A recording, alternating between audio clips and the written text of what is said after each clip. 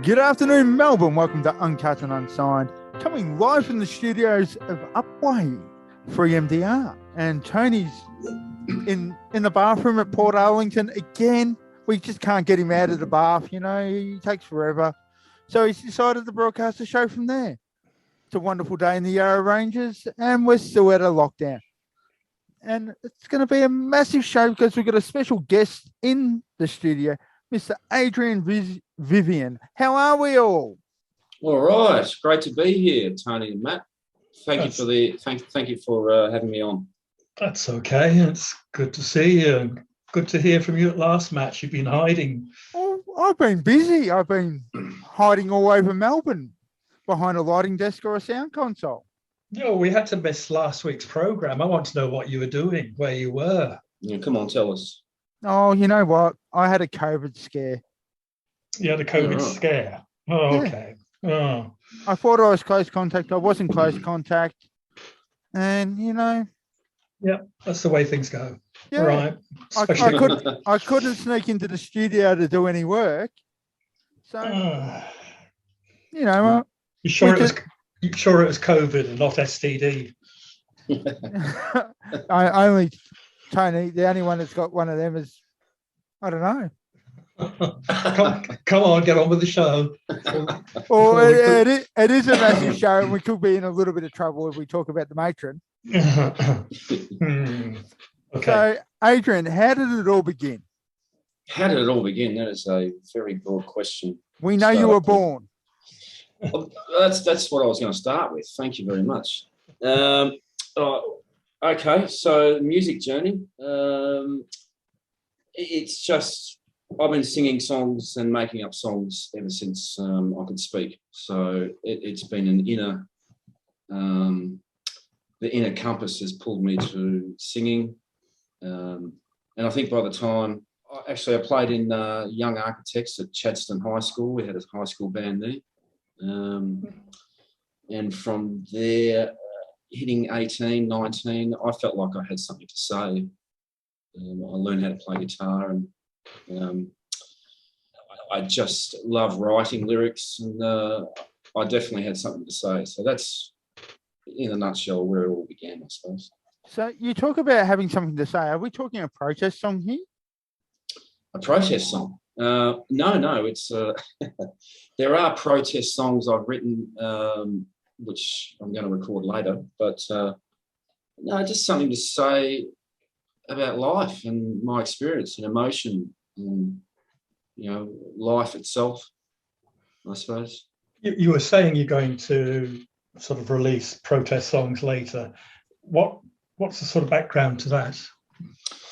The background, well, it's one particular song is called "The Man Who Had Nothing Further to Do."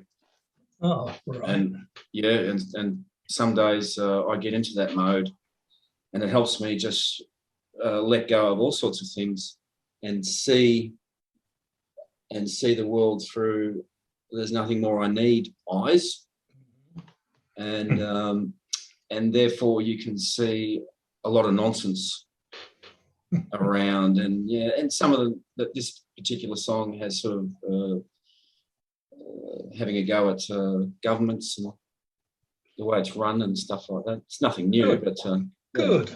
Yeah, Good. so you got to stick it to the man, you know, because they don't do a very good job, and someone's got to hold them accountable. Well, yeah, I mean, it looks, that's the general consensus, I think. They don't do a good job, but are we being too harsh at the same time as well? So some of them do a great job, or some of them make good decisions, but for your average guy walking the beat, going to work, you know, we see things in the coalface how it is, and I think they lose touch with it. So I'm going to ask a question, and it's going to be a little bit political, and Tony's going to cringe. Do I have to answer? No. Well, you don't have to. You can decline, but sure. The music industry's been on its knees for the last 2.5 years. Yeah. An international act came into town and was supported so much by certain members of politics that they forgot a Miss Amy shark, and she didn't get the support she needed Mm. from certain sides and certain members of the community. So, like, why are we chucking all this money behind an international act at a massive football ground when we've got other local independent artists performing without that support? Mm. Do you agree or disagree?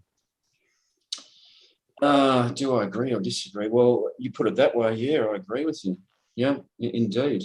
And there's a lot of other things like that too. It's just they're 100% behind sport.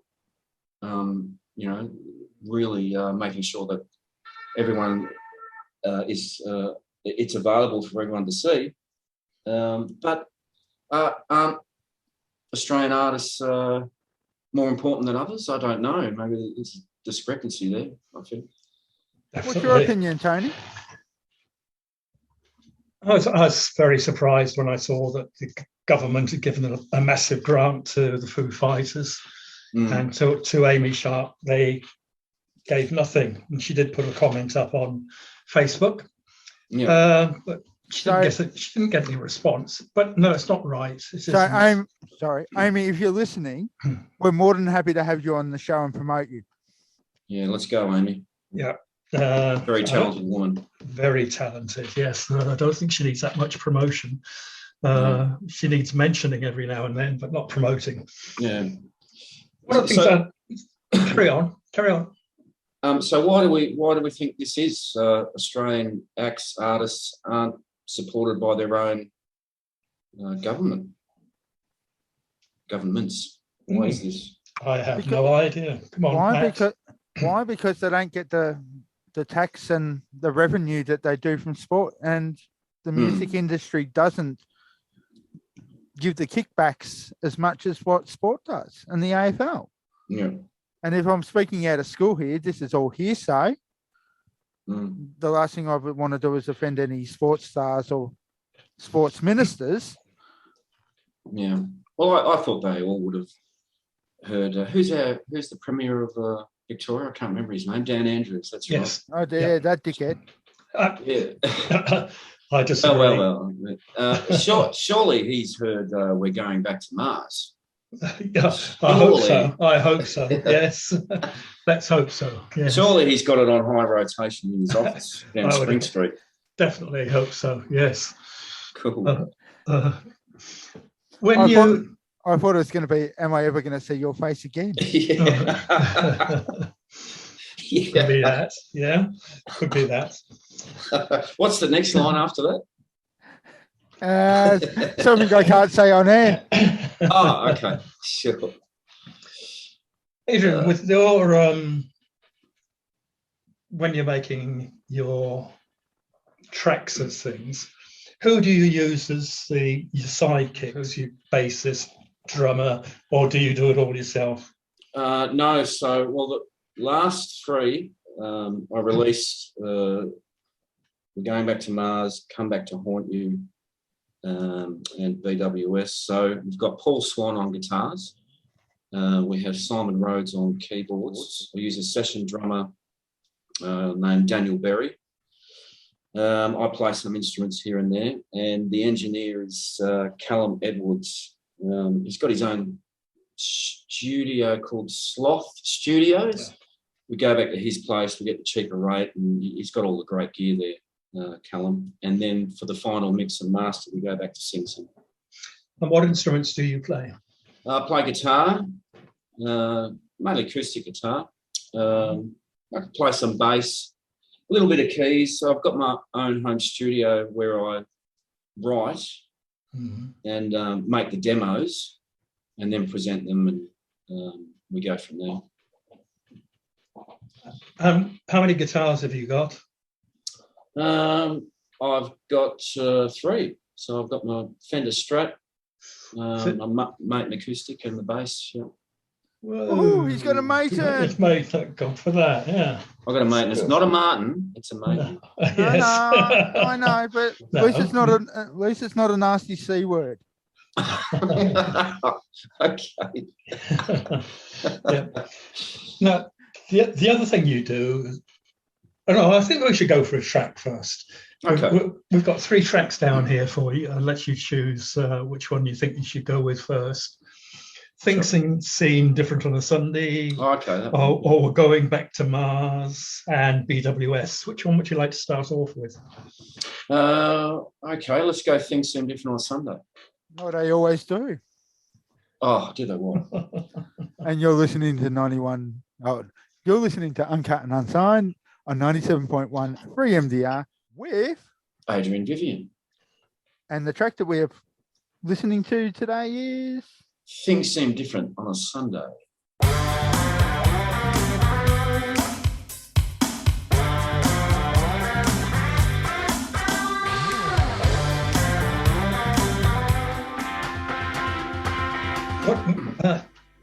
That was one of the second tracks I heard of yours. I initially heard Going Back to Mars, and then I picked up on the Sunday one. And it's what I like about the 3 I've chosen. They're very different. Each one is different. How would you describe yourself? What are you in a particular genre, or do you go where you want? Yeah, we're talking musically. Yes. Yeah, because I go where I want all the time. But, musically, well, we talk about influences, I suppose. When I got a hold of the Beatles in primary school, they blew my mind, really. And, you know, when you're young with the Beatles, you relate to their early tracks. And as you get old, you start to contemplate more, you get into their later tracks. It just astounded me what they were. I mean, you can start off with Love Me Do and finish with Let It Be. Yes. You know, wow. And I still enjoy them to this day. So that was a major influence. But I grew up in the 80s as well. That was my time, 80s and 90s. In Excess, they're a big influence. I love the Doors as well, Stones. Okay. Yeah, Jim Morrison, his lyrics really fascinated me too. No, very good. Yeah. Great poet as well. Well, that's what attracted me. Yeah. When you're writing, what comes first, the lyrics or the melody? Well, I'll go before that. What really comes first is something in life that's affected me emotionally. It could be with friends, just could be my inner world, or something external on the news, or something that happened far away. And from there, it's pen to paper. You know, with the guitar, I'm finding the chords to how I'm feeling. It could be majors, minors, or minor sevenths, and major sevenths. So I'm trying to marry the sound to how I feel, really. You mentioned the Beatles. Why the Beatles? Diversity and talent. I mean, I don't think there's not one song that I don't like, whether it be, you know, a smidgen or a great deal. And the Lennon's lyrics and twists, and his songwriting and McCartney's bass, you know, and throw in George and Ringo. George later musically, and Ringo's left-handed style on the right hand as well made me. That's amazing, isn't it? Yeah, truly amazing to me. It's funny because when we interview people, a lot of people of your age and even younger refer back to the Beatles. They don't seem to mention anybody of this era now. No, this era now. No, I tell you, why is that so? Why is it so? It's Cadbury Dairy Milk Chocolate. No, showing my age there, Professor Sumner Miller. Look, why is it so? Maybe it's more heart and soul back then. Writing from the heart and things that affect you. Though I really enjoy Coldplay. Their earlier stuff. Very cool. I really like that. So, yeah, good band. Yeah, I think some people have told us the reason they like the Beatles, Led Zeppelin, the Stones, as such, they weren't technical bands. What they played is what you heard, is what you got. They didn't have all the extra pedals and loops and everything. It was just pure recording, and it was real music. Whereas now, you can change your voice to different pitches and everything. It's just I'm going to jump in here and go. Today's music's overproduced crap. Mm-hmm. Sure. And if people ridicule me for it, so be it. Well, isn't it more? There's when there's dollars to be made. It's more dollar driven now, like everything else. Sure. But you do get Amy Shark, coming through, which is really good, and I think we need more of that. We need to go back. But this technology these days, I started off with little Tascam machines where you stick the D90 tape, TDK tape in there, and it would splice it up. Crude, very crude, and I've still got those recordings. But now it's fantastic because I can really produce great demos that other musos can hear and go, yeah, I know where you're going with it. You can reproduce and very quickly. Files here and there across the world. That's good. So in the home studio, yes. What software are you running? So I've got PreSonus Studio One, version 4. And that's it was suggested to me because it was simpler than Pro Tools. Yes, it is. And my mind is not hugely tech. I'm more hands-on type of guy. But it enabled me. It was simple enough for me to understand. If we were to come to your house now, what music would we find? Well, I'd be surprised if you came to my house now because you guys are far away somewhere. Oh, come on. We have to jump on the broomstick or jump in the TARDIS. Yeah. What music would you find? Well, you would find, obviously, the Beatles. That's very hard to say because I gave all my CDs away. Let's try and think. You'd find Max Q. You would find the Verve. Verve. Yeah, I love their shame that they got sued. Yeah, but they did a great rendition of Bittersweet Symphony. That's right. Yes. For which they got sued. Yeah. And I think it's better than the Rolling Stones version. Well, did they do a version? Exactly, they didn't, did they?